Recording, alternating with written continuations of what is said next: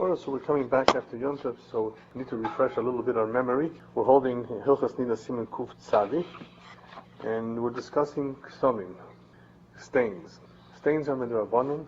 For the most part, we're dealing with various kinds of situations where there's a suffix lagabe, the keten itself, the stain where it came from her body, the makor, would render her tmeya, depending on where it was found, depending on the coloration, the size. Of course, there's various details that will determine whether this keten is actuality a keten that is tameh or not. A lot of the halachas here in this siman deal with attributing. Can we be toile? This keten came else, not from her body. Because if we can somehow attribute the keten to something else, and there's quite a few things that it could be attributed, then of course we say that she's tahora. We're going to be lenient with her. So attributing it to another source is important. We're no longer dealing here with the size anymore.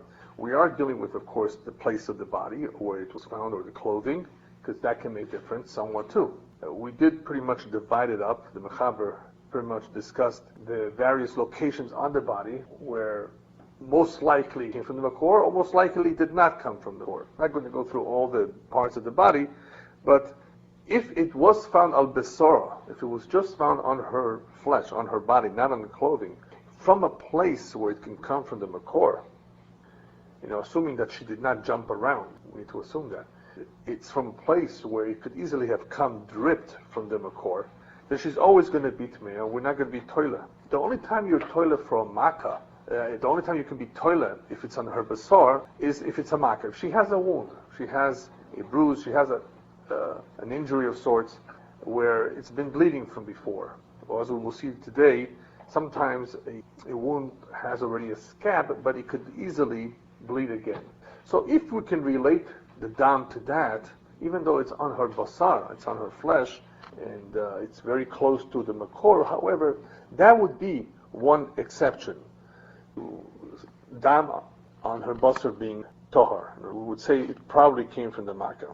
Now, if it was on her basar and also on her chaluk, on her dress that she was wearing, and she went through a marketplace where they're slaughtering chickens, or she was involved in something of all kinds of, where she could easily have become bloodied or dirty, then she could attribute what she found to that. And in that case, if it's on her clothing and on her basar, we could easily say that it came from something else, from somewhere else, whether it's above her belt or below her belt. Whereas if she only found it on her chalukah, then it depends. If it's on the right around the belt area or below, then she would say she's tmeya. Unless of course she went through a Shuchan Aruch. Shuchan Aruch, in other words, where they slaughter chickens, we still have the talia. We can attribute it to that. If it's above the belt, then it's of course even a greater leniency, because then we say, even if she did some flip-flops, even if she did not pass by through a marketplace of tabochim, it would be fine, because above the belt, only on her garment and nothing on her basar, then we say most likely it came from the outside, because why would it be on the outside, on her dress, and not on her foot, on her leg, if it came from that spot? Now, if it's beneath the chabura, of course, we're more machmir. Because if it's close enough, we could say, it could just touch there. And that is why we mentioned, what the Basar Shulchan brings down, that it also would really depend on what type of garment she puts on and how she puts it on. Does she put it on through her head or from the feet up? Because if it's from the feet up, then potentially there could have been a stain on the garment and not on her body. It just dripped directly on her body. We also it dripped directly on the garment. We also discussed undergarments. There was, because women today wear undergarments, so it would be an interesting situation that if she finds something on her dress and not on her panty, well, could we be more makel because of that? Because that's so close to her body that if it did come from the makor, why isn't it there? Why isn't there anything there? So obviously, the situation here needs to be evaluated. We're dealing with ksomim. We are lenient. Nonetheless, we have to see what the circumstances are. In I want to just review Sif Tes Vav again in Tes Zayin, because there was a question, I think Ilan that raised the question about Why is the Mechaber saying what he does when it was pashut from another seif? And that has to do with shtei noshim shekisu roishim bechaluk echad. So you have two women who covered their head with one garment. So in other words, they used this garment, and now they're covering their head. They're going to sleep with this chaluk. Shtehen tmeos. They're both tmeos. They're both unclean. In other words, we find that there is a kesem on the chaluk. So they cover their head, and because of the way they cover themselves, when sleeping, things move around. Even though they're covering the head, they're both covering themselves. They're both equally tmeos. But if one covered herself and the other one did not cover herself, even though they both did wear the chaluk, the garment, and the kesem is found above the chagur. In this case, because of the location of the kesem, the one that covered herself up with it, we say is the one that's most likely the culprit here, and the other one is tehara. So that's actually hard. Yeah. To say that she is likely and Right. so on, well, Yeah. but to feel the other one is really of any concern. Right. So that was your question. You raised a little bit of a question that apparently, we know that the other one is always tehara from before, from another halacha, that if it's above the chagur, it's most likely did not come. We already learned that from them. So what's the chiddush over here? Well, the only chiddush that I can see, what stands out clearly, and the Mechaber, by the way, repeats this halacha in other scenarios. So it's, even though it appears to be redundant, like you said, it appears to be obvious. What's the chiddush? Nonetheless, the scenario is different. Here we're talking about one covering herself and one not covering herself. Even though we know the second halacha of the woman finding a kesem above the chagur, she's clean. Nonetheless, what is a chiddush over here is that the one that was mitkase is more chomer than the one that was not mitkase. Don't say, well, they both were. They should be the same as far as wearing it. There's always a chance it did nonetheless come from there. No. We say kisu yarosh is more of a problem than... We said that before. The moment we said it, both of them cover tummy. Right. And before there, we had it's above the waistline. Right. We're talking about. Right. It's above the waistline, and they wore it. And Right. One single one wore it. She's not tummy. Right. So it's not a chiddush. Well, the chiddush is only... With respect to the one we don't, that we have no concern. Right. She wore it, and it's above the chagur. So we don't have a concern regarding her like we didn't before. Yeah, but there's always a suffix. Now, Remember, there's always a suffix. With respect to the one that covered herself, and Right. I hear Tommy, because we just see they both cover themselves Tommy. Yeah, but what... So it's also not the chiddush. Yeah, well, that's one covers herself, it is Tommy. Well, that's just wore it, it's not Tommy. Right, that's what's being clarified. Before. Right, that's what's being clarified. You're right. It appears to be that it would be a chiddush to say otherwise. Right. Imagine we just finished saying if she wears it and it's above the chagur, she's Right. not Tommy. But if another woman covered herself, then the one who wore it above the chagur is Tommy. Right. Why? Yeah, exactly. That would be the chiddush. Yeah, but they're all different scenarios nonetheless. And in the first scenario, Yudaled, for example, the Mechaber said that, let me just read it from the inside. If she took it off and she covers herself, then anywhere you find that she's tmeo, it always moves around while you sleep. If she puts on something on her head, or she ties herself with, but if what she was wearing was, for example, on the head was tied very well, that it did not move, then she would be fine.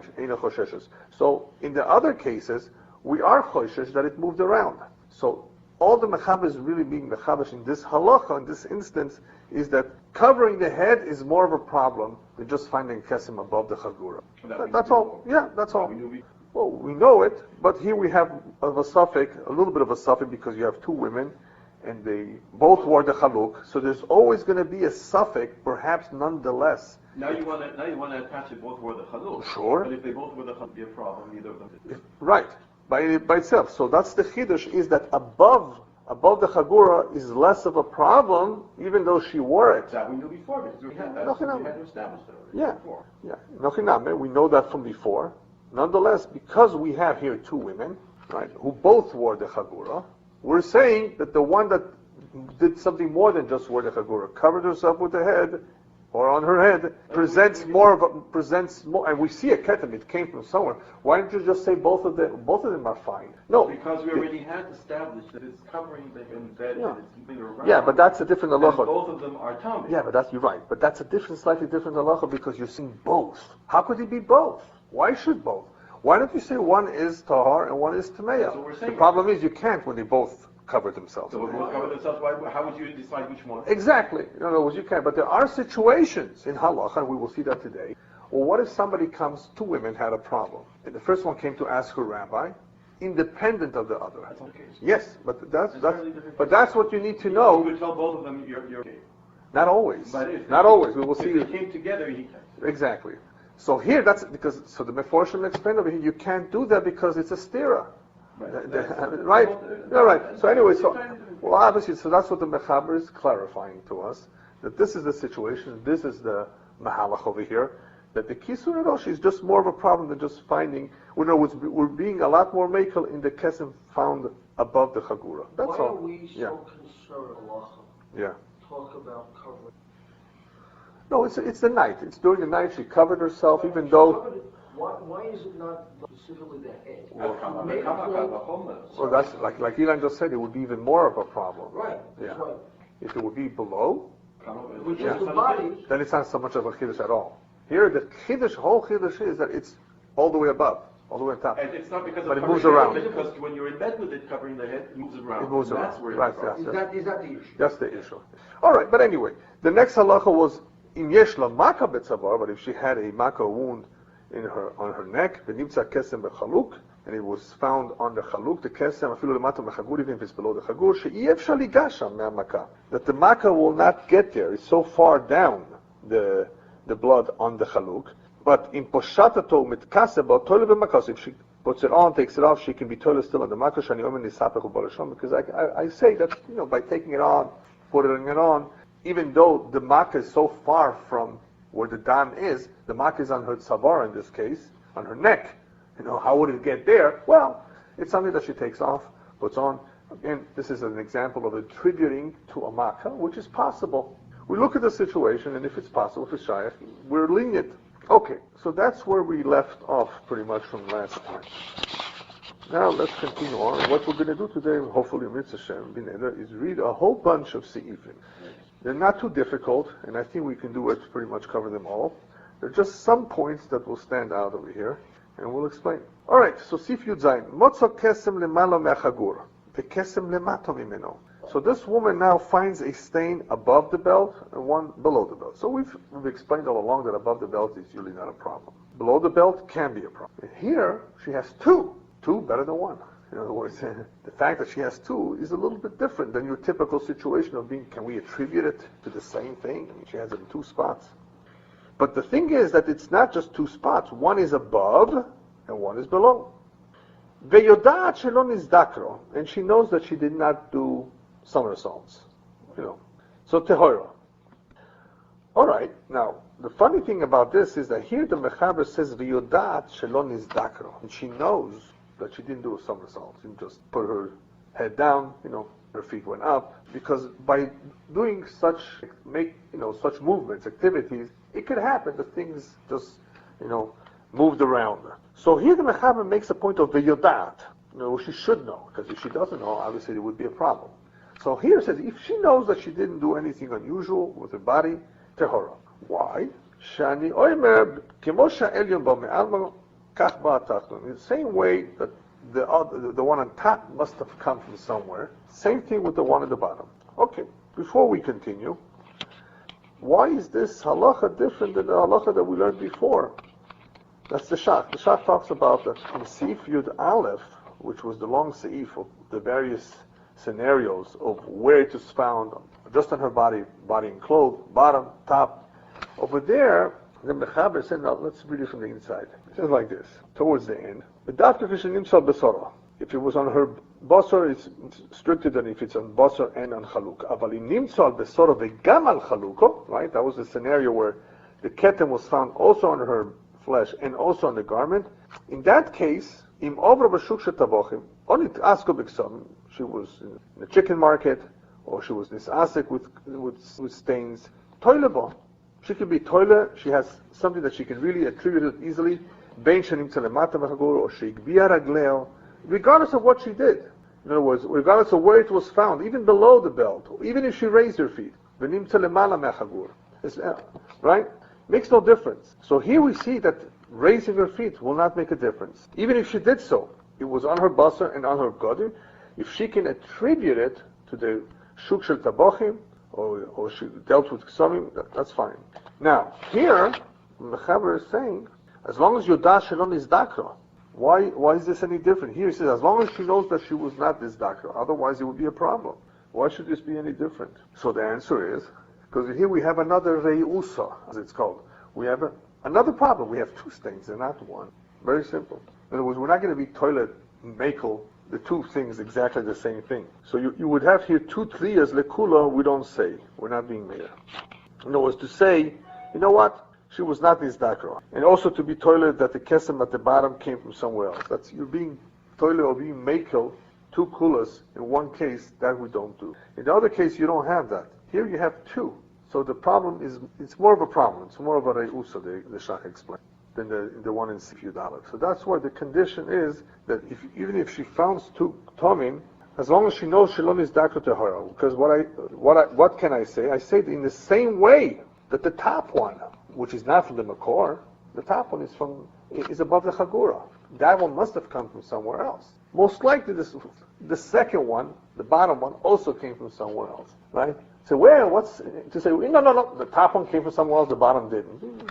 They probably both came from some other source. She got splattered with blood from all kinds of things, and it went all over her, right?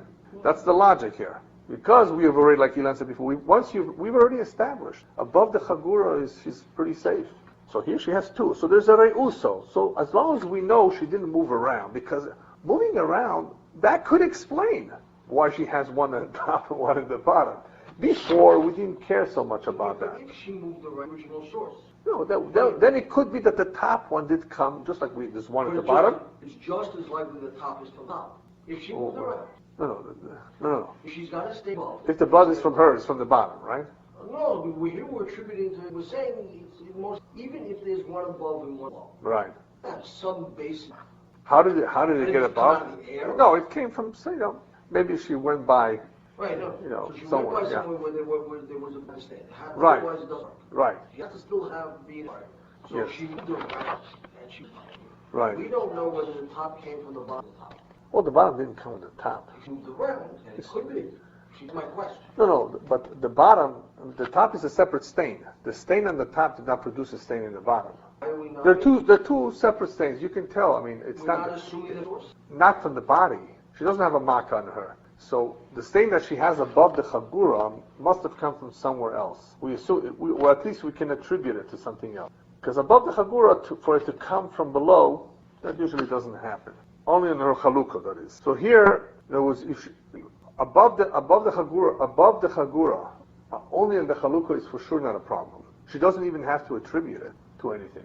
If it's only in the Chalukah, not on her Basar. When do we need to attribute it? When it was also on her Chalukah and also on her Basara. Then, listen, at least it's on her Basar. So we have to, but she went by there. Oh, okay. The dress can go up and down, move around as she's walking. She bent over, and therefore, even though it came from the outside, it came to her Basar too.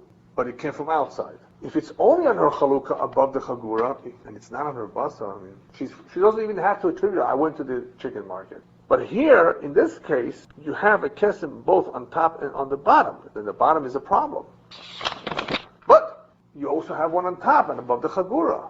So this one case is a little bit different. So what do we say? Well, as long as she knows that she did not move around, we're going to be Meiko and say she's Tehora from the same place the one on top came, the same place the bottom one came. But here, apparently, there's a Reusa. Because there's two, we say she needs to know that she didn't do somewhere else. If she doesn't know, then it could be she moved around. Sifyud Aleph, we don't need that. It's only one ketel. First of all, we have two competing bottom, that came from the core. Right. The other one is from the same sources. We don't know. Right. So how do we resolve? We resolve it by the fact that since we have two, not one, and she says, I didn't move around, okay? So in the same way that we're makel with the one on top, that most likely that did not come from them, because she says she didn't know. So it could only have come from somewhere else. So we say, you know what? Since that one came from somewhere else, so did the one in the bottom. So we're being makel. unless the But we fact need that to- it's on the top is offset by the fact that she That she didn't move around. Yeah. So so here, the one on the top is not a very strong. right, because there's a reusa here that we didn't have before. What's the reusa? What's worse off here? She has two. So to be lenient on the two, to be lenient on the fact that she probably did not move around, and then to say that that we're going to be makel on the bottom one, that we don't say. So that's why here we need to know that she didn't move around. All right. But medvorim amurim. When was this said? When does this halacha apply? Kisheyesh ba'elun kigris be'oid. Or yoser. There's at least a gris or more. Shevada mi'al mabo. Then it's not a kina.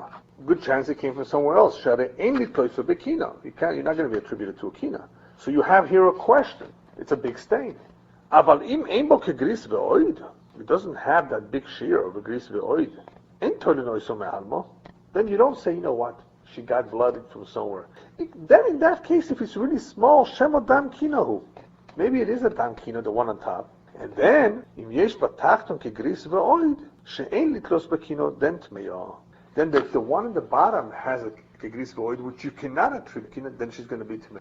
In other words, here you lose the advantage. If the top stain is less than the kegris ve'oid, you lose an advantage here. Because what do we say? Well, you know what? The top stain came from a kina, some bug. It's small. It could be something totally different than the one from the bottom. It's not from the same shore, same makor, same source, same place. You understand?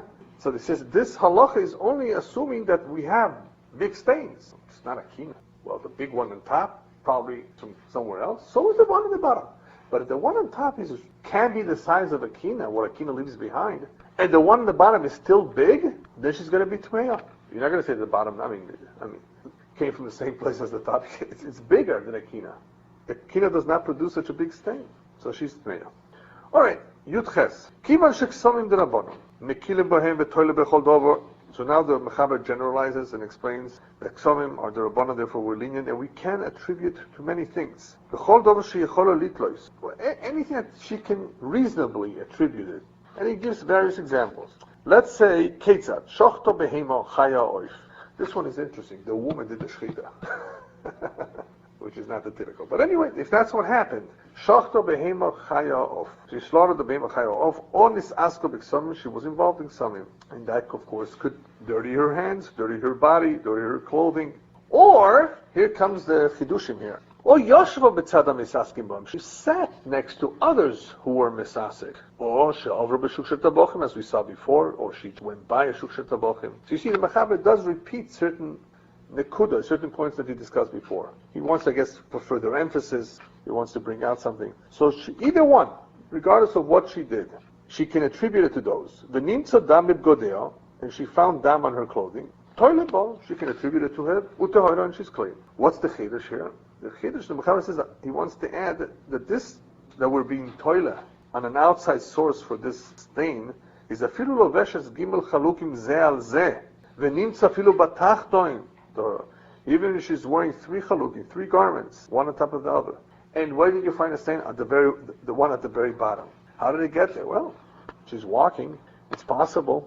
If it wouldn't be possible, she wouldn't be Torah. Obviously, it's possible. Aval im nimtza al besara, if it's on her basar, then just on basar. Remember we saw it before. Eina toile ela im kin yesh lo maka begufa. As toile bo afilu al basara. Imum b'mokom she'efshel adam lenatet misham. If it's just on basara, then ain't no toilet, she cannot be toilet on those outside possibilities. The only one that is possible with dam on her basar, with a stain on her basar, is if she has a makkah. But it would have to be b'mokom she'efshel l'dam lenatef misham, that it could have dripped there. In other words, she hurt herself on the leg, she scratched herself, you can see it was bleeding there. But what if she's okay now? V'afilo nitrapet, even she is recovered from her wound, from her injury. Nonetheless, if it's one of those kinds of wounds, if it's possible for that wound to open up again and to I guess emit blood, to drip blood from there again through chikuch, through scratching, in other words, against the surface or something. If it could easily happen, then Tolema she could still say, well, even though there's a scab now, it opened up again. It's possible that it opened again. Possibly that the blood came from there again. She can attribute it to that.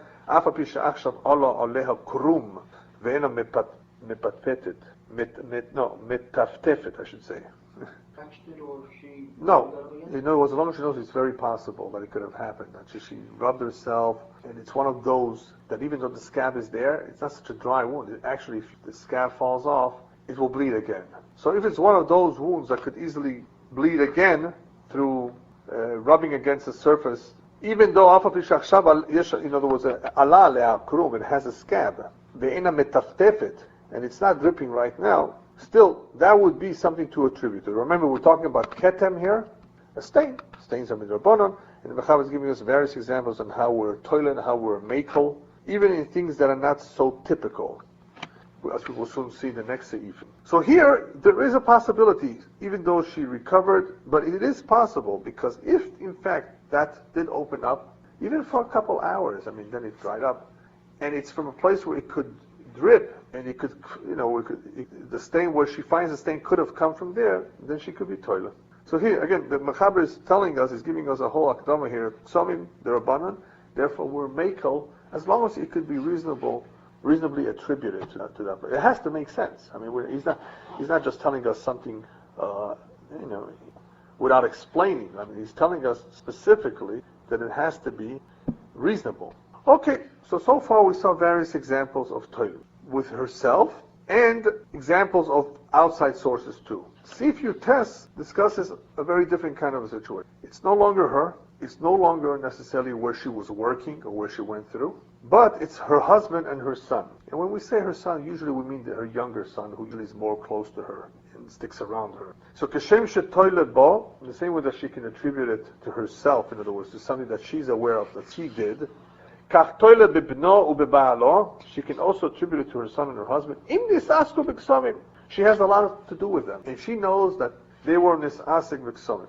Or sheyesh bohem makah, or they're the ones that have a makah. Why are you going to be so mekel if you should darkom ligabo? Because it's very possible. It's very common. It happens quite often that they're going to touch her. So maybe it came from them. Abalimayu asukim bedam. But if they were involved in something like that causes blood, they touched blood, but their hands are clean now, but now they don't have the dam, then they're not toilet by him. It would have to be that there is dam on them. The only exception to this rule would be unless their activity involved something that does splatter blood, which may not have splattered on them and splattered on her. They were doing the slaughtering, and somehow they didn't get splattered with blood, and she did. Well, obviously, in that case, you don't have to see blood on them. But if you want the woman to attribute her ketem to her husband, her son, it must be that you see that they are dirty, you see that they are bloodied. But if they're not bloody, no. Unless they were being shoichet, as an example, they were doing something that splatters, and it splattered on her, and possibly not on them.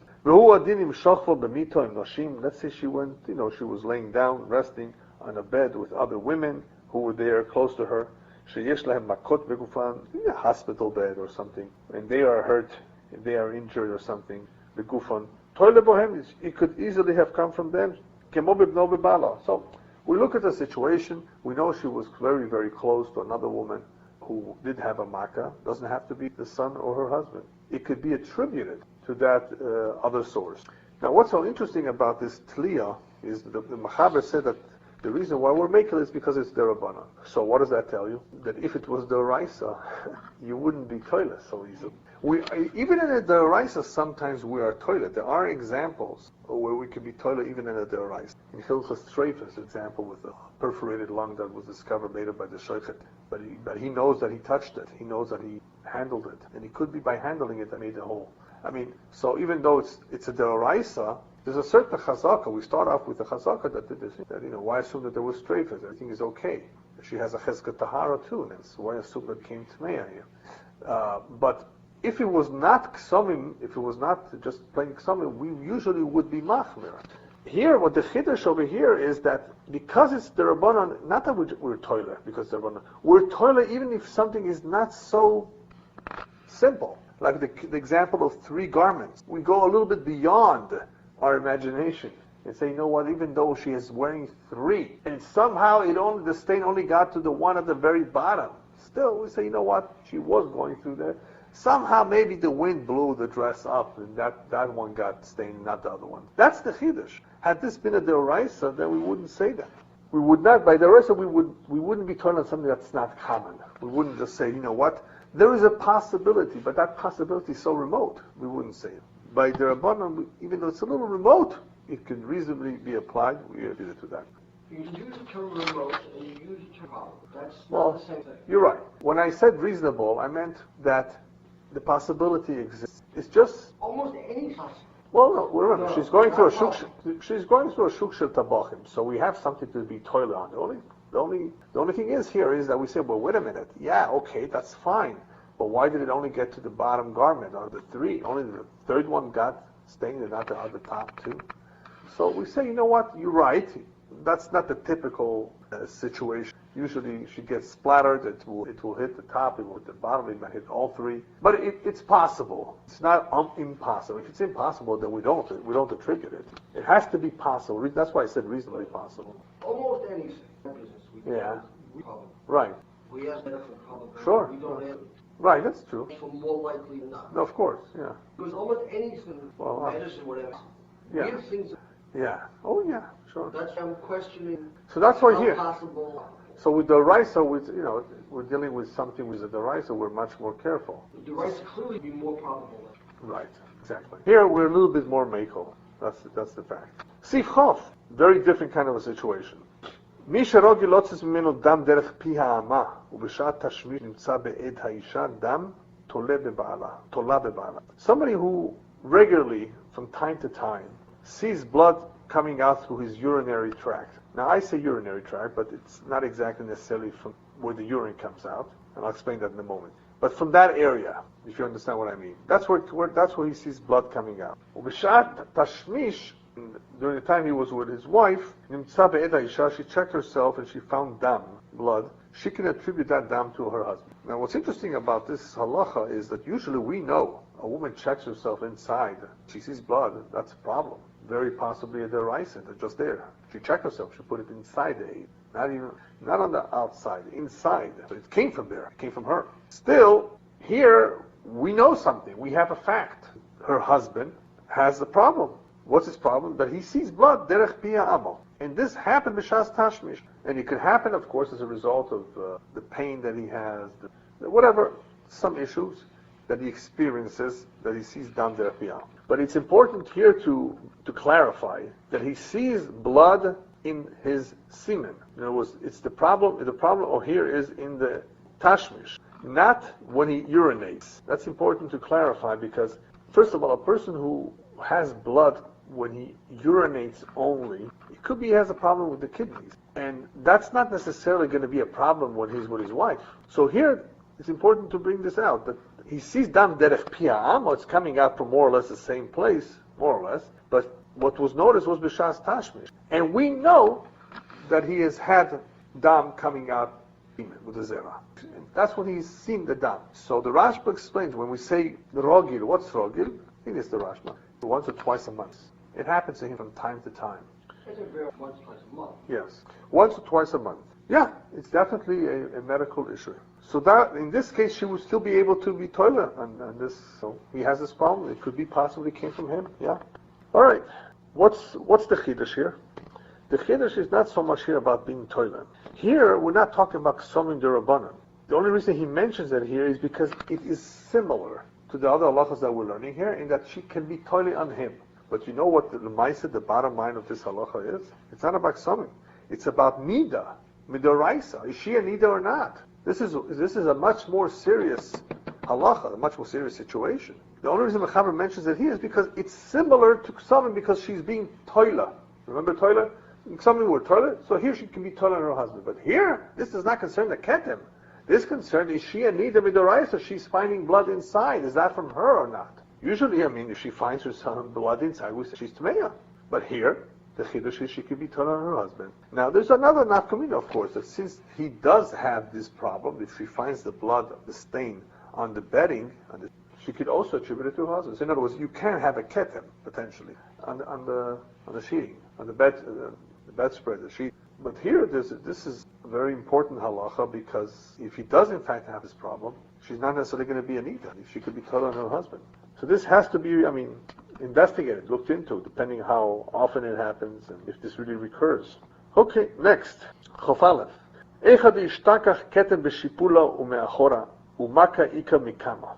So wherever you find, she found the ketem towards the very bottom of her dress she's wearing, and towards the back.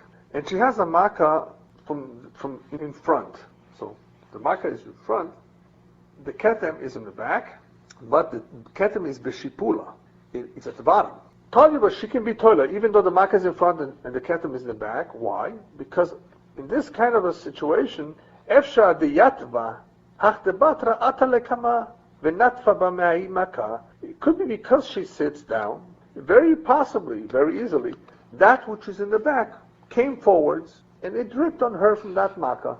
So even, just another example of, even though it appears that the makkah is totally in a different location than where the stain is found, because it is possible in that location of the garment, for when she sits down, for it to come forward, then it could easily have become stained from that makkah.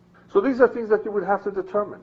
Kof Beis. Safek im avra b'shuk shel tabachim, or im yashva b'tzad hamitaskim b'ktamim. Ein atola b'hem. So all along we've been saying that she can be toilet and she can attribute to all kinds of situations. For example, that she went by a shuk, a marketplace of tabachim, those who slaughter, or butchers, or she sat next to people who were involved in ksumim, that she could be toilet them. But if she has a safek, I don't know if I did or not.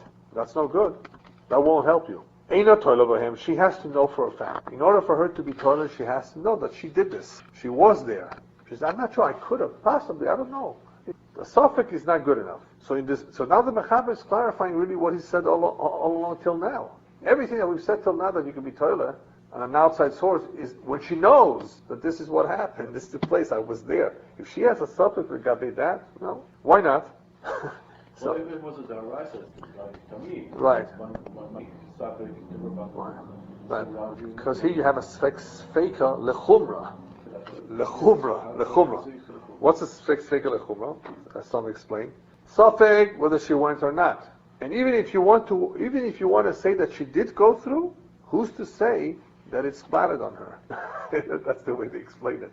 In other words, you're being more machmir here as a result of the sfeikas that are present in this kind of a situation. Instead of saying sfeika lekula, it turns out that here, it's to her detriment. First of all, who says you went?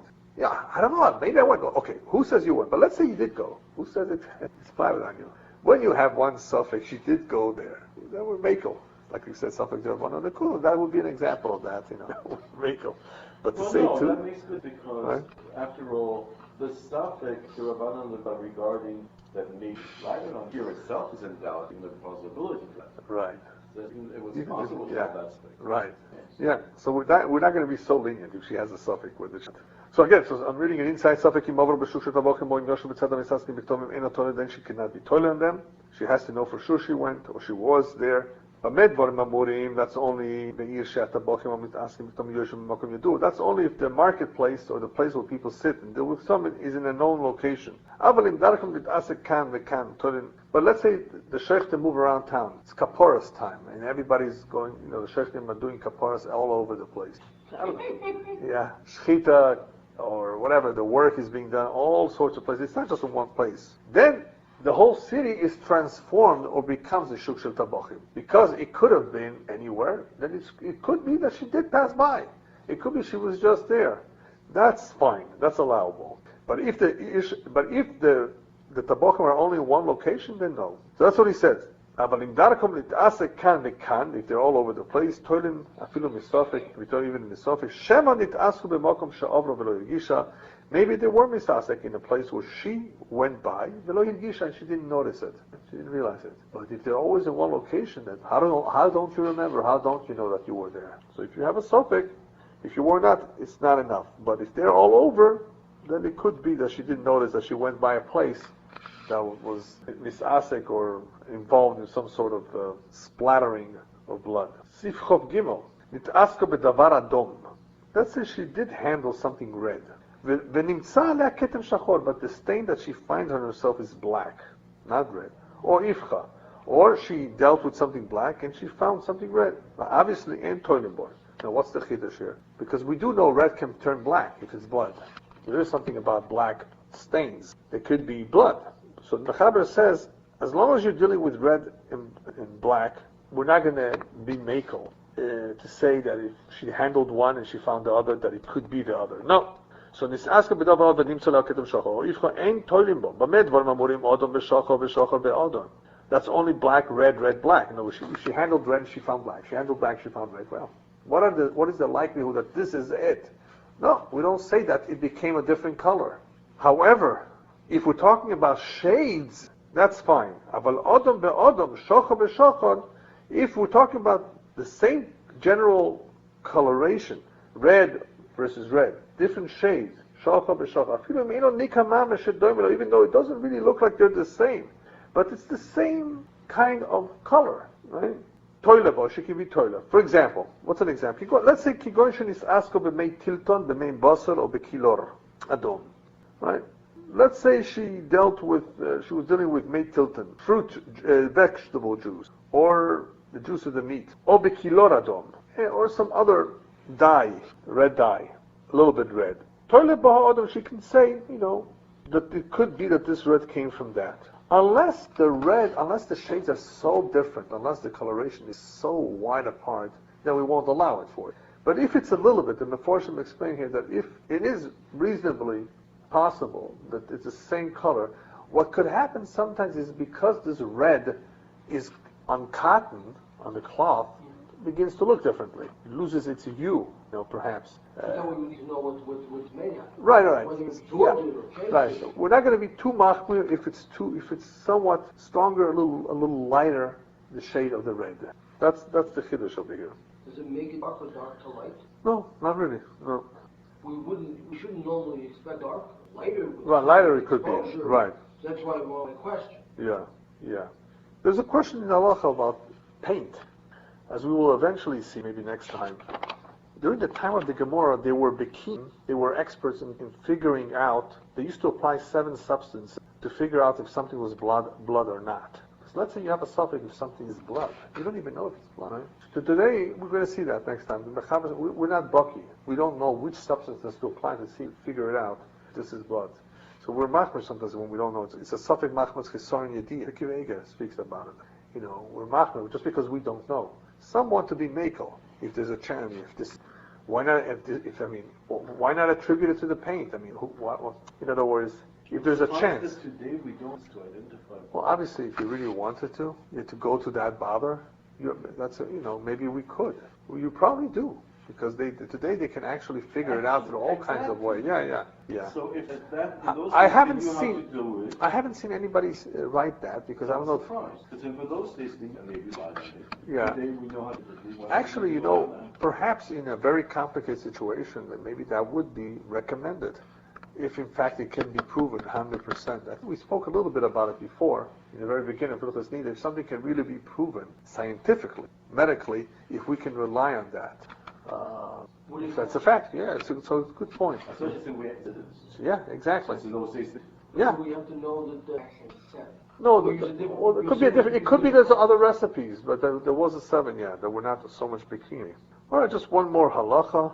This asko sipchov dalet. This asko betarnegoles toile ba'odom v'shocho v'karkumi. If she was involved with a chicken, then cutting it up, washing it, and so forth, she can attribute the following colors: red, black, and karkumi. What's karkumi? Karkumi is either saffron, karkum, that's the name in Hebrew of saffron, for crocus plant, certain kind of crocus plant, or it could also be turmeric.